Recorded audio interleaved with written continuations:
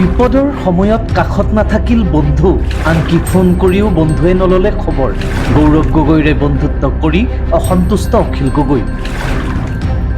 বিপদৰ বন্ধুৱেহে প্ৰকৃত বন্ধু, কিন্তু বন্ধুৰ বিপদৰ সময়ত মাত এষাৰো নিদিলে গৌৰৱ গগৈয়ে। বানে শিৱসাগৰ তচনচ কৰাৰ পাছতো বিধায়ক অখিল গগৈলৈ এবাৰো মনত নপৰিল প্ৰদেশ কংগ্ৰেছৰ সভাপতি তথা সাংসদ গৌৰৱ গগৈ। খবৰ লোৱাটো দূৰেই, অখিল গগৈলৈ এবাৰ ফোনো নকৰিলে গৌৰৱ গগৈয়ে। আনকি শিৱসাগৰলৈ আহিও স্থানীয় বিৰোধী বিধায়কজনক যোগাযোগেই নকৰিলে গৌৰৱ গগৈয়ে। বিৰোধী বিধায়ক হোৱাৰ পাছতো অখিল গগৈৰ লগত একেলগে সমষ্টি পৰিদৰ্শন কৰিছে মুখ্যমন্ত্ৰী ডক্টৰ হিমন্ত বিশ্ব শৰ্মাই।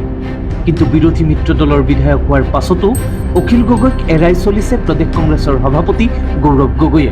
কিন্তু কিয়? চৰকাৰৰ লগত ঘনিষ্ঠতা বৃদ্ধি পোৱাৰ বাবে অখিল গগৈক এৰাই চলিছে নেকি গৌৰৱ গগৈয়ে? মুখ্যমন্ত্ৰীৰ লগত একেলগে বান পৰিদৰ্শন কৰাৰ বাবে অখিল গগৈক যোগাযোগ কৰাৰ পৰা বিৰত আছে নেকি গৌৰৱ গগৈ? এই বিষয়ে কংগ্ৰেছ শিবিৰে কোনো স্পষ্ট মন্তব্য নকৰিলেও গৌৰৱ গগৈৰ বিৰুদ্ধে অসন্তুষ্টি ব্যক্ত কৰিছে অখিল গগৈয়ে। গৌৰৱ গগৈৰ ভূমিকাত নাৰাজ অখিল গগৈ। বিপদৰ সময়ত অখিলক পাহৰিলে গৌৰৱে। 19 তাৰিখৰ পৰা বানপানী হ'ল, মহাপ্ৰলয় হ'ল। সেইদিনাৰ পৰা আমাৰ সাংসদ গৌৰৱ গগৈ ডাঙৰীয়াই মোক সঁচাকৈ ক'বলৈ গ'লে ফোন এটাও কৰা নাই, লগটো ধৰাই নাই, ফোন এটাও এতিয়ালৈকে কৰা নাই। তেখেতে শিৱসাগৰলৈ আহিছে বুলিও শুনিছোঁ, কিন্তু এবাৰ কাৰণে কাৰ্ডচি কল এটাও তেওঁ মোক কৰা নাই। ৰাজ্যৰ ৰাজনীতিত তিনি গগৈ এটা এৰাব নোৱাৰা প্ৰসংগ। নিৰ্বাচনৰ পূৰ্বে গৌৰৱ গগৈ, অখিল গগৈ আৰু লুৰিণজ্যোতি গগৈ একেলগে যুঁজিবলৈ সাজু হোৱাৰে পৰা সৰব চৰ্চা হয় বিষয়টো। কিন্তু অসমৰ এই প্ৰলয়ংকাৰী মহাদুৰ্যোগৰ সময়ত তিনি গগৈয়ে কি কৰিছে তাকো নজৰত ৰাখিছে ৰাজ্যবাসীয়ে। বানৰ সময়ত কি কৰিলে তিনি গগৈ? তিনি গগৈৰ কোন সফল, কোন বিফল?